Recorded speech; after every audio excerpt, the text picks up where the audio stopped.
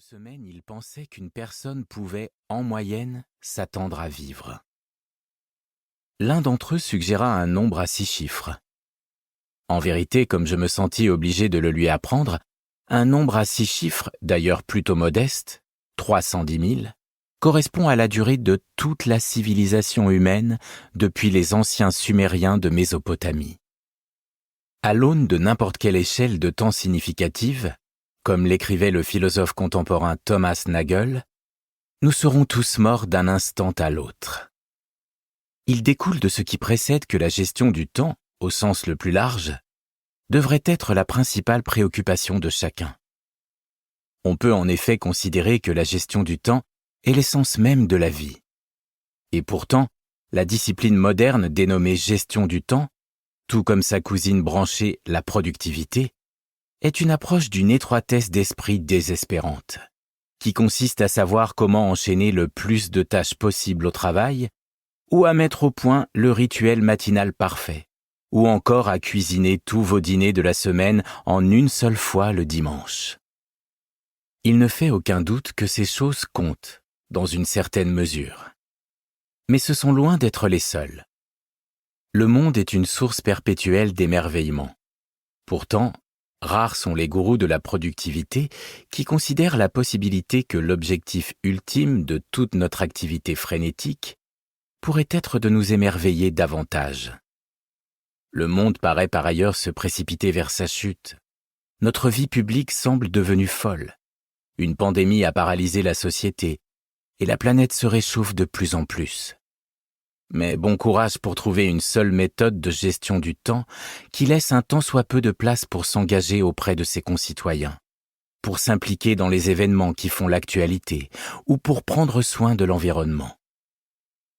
À tout le moins, vous pourriez supposer qu'il existe une poignée de livres sur la productivité qui prennent au sérieux la réalité brute concernant la brièveté de la vie, au lieu de faire comme si on pouvait ignorer le sujet. Mais vous vous tromperiez. Ce livre est donc une tentative pour rétablir l'équilibre et voir si nous pouvons découvrir ou retrouver une façon de concevoir le temps qui fasse justice à la réalité de notre situation, à la fois à la scandaleuse brièveté de nos 4000 semaines et aux possibilités chatoyantes qu'elle nous offre. La vie sur un tapis roulant.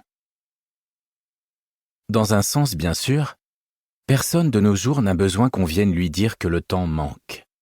Nous sommes obsédés par nos boîtes mail saturées et nos to-do list à rallonge, et hantés par la culpabilité de devoir accomplir davantage de choses ou accomplir des choses différentes, ou les deux à la fois. Comment pouvez-vous être sûr que les gens se sentent à ce point occupés ? C'est comme la blague sur la façon de deviner si quelqu'un est vegan. Ne vous inquiétez pas, ils vous le feront savoir.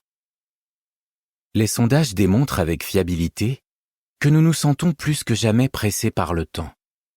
Pourtant, en 2013, les travaux de recherche menés par une équipe d'universitaires hollandais ont émis l'hypothèse amusante selon laquelle ces sondages pourraient même sous-estimer l'ampleur de cette épidémie d'affairement.